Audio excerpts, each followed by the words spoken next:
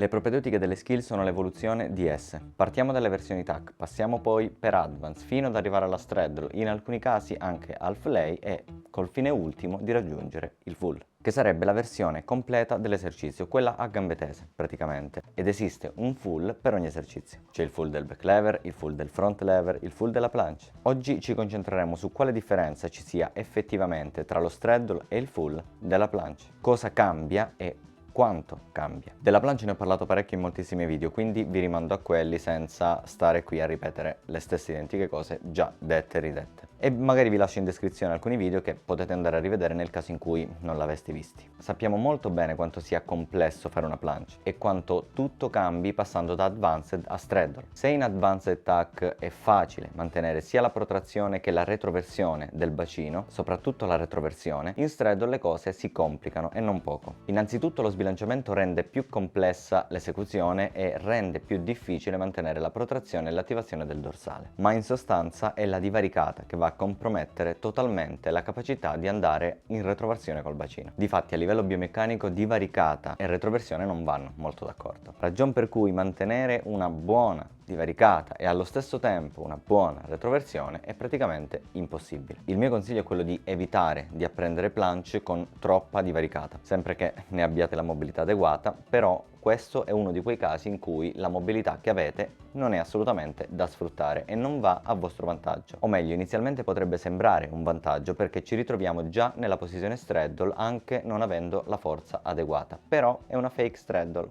che non ci porta molto lontano, non rende l'esercizio molto più difficile di un Advanced TAC fatto bene. Ci sono casi in cui è necessario sfruttarle, in cui è utile, in cui ci dà un vantaggio effettivo, in questo caso ci dà un vantaggio che non è reale, perché se prendiamo confidenza con una divaricata troppo ampia, poi sarà più difficile raggiungere la full. Quando siamo in straddle, soprattutto con una buona divaricata, ancora la versione full è molto lontana. Infatti quando da straddle proviamo ad andare in full, notiamo un dettaglio assolutamente non trascurabile. Lo sbilanciamento cambia parecchio. Oserei dire che fondamentalmente nella planche esistono due scogli. Quello presente tra la versione Advanced TAC e straddle e l'altro è presente tra la versione straddle e la full. Difatti capita a molte persone di fermarsi alla divaricata e non raggiungere mai la versione a gambe unite. Magari un'eccentrica lentissima con uno sbilanciamento decisamente eccessivo, ma mai la versione finale ferma, bloccata, fatta bene. La verità è che straddle e full sono due skills diverse e che una volta raggiunta la straddle non sei inevitabilmente in rotta verso la full, anzi al contrario ora arriva il peggio. Questo però non deve scoraggiarti ma solo motivarti, perché stai capendo quanto impegno è necessario per raggiungere una full.